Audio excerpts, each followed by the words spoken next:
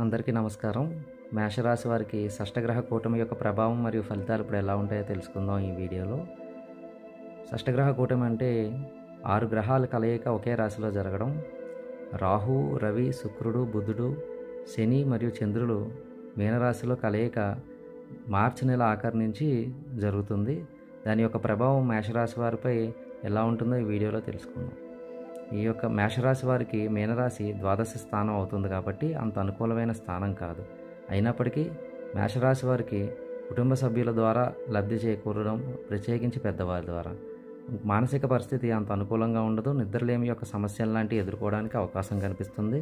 మానసిక ప్రశాంతత కోల్పోవడం, వ్యయస్థానం అవ్వడం వల్ల కొంచెం వ్యయం పెరగడం, ఊహించని ఖర్చులు, ఎక్కువ ధనం వ్యయం అవ్వడం, ఇంట్లో కొంచెం ధనం లోటు లాంటి పరిస్థితులు ఏర్పడడానికి అవకాశం ఉంటుంది మేషరాశి వారికి. దాంతోపాటు వ్యాపార లావాదేవీలు ఈ సమయంలో మొదలుపెట్టినవి ఏమన్నా ఉంటే కనుక కొంచెం నష్టం రావడానికి అవకాశం ఎక్కువగా కనిపిస్తుంది. అందుకని ఎటువంటి వ్యాపారాలు ఈ 2 నెలల పాటు చేయకపోవడం మంచిది. దాంతోపాటు మానసిక ఒత్తిడి వీళ్ళ మీద వ్యాపార నిమిత్తం, ఆర్థిక నిమిత్తం చాలా ఎక్కువగా ఉంటుంది. మేషరాశి వారు ఈ 2 నెలలు కొద్దిగా అప్రమత్తంగా ఉండడం మంచిది. మొదటిగా అమ్మవారి ఆరాధన.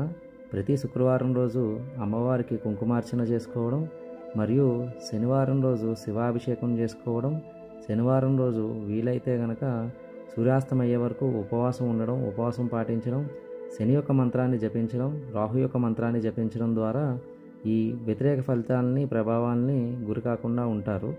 దాంతోపాటు ప్రతిరోజు సూర్య నమస్కారం చేసుకోవడం ఈ 2 నెలల పాటు చాలా అనుకూలమైన ఫలితాలని, ఆర్థిక నష్టాన్ని రాకుండా కాపాడుతుంది.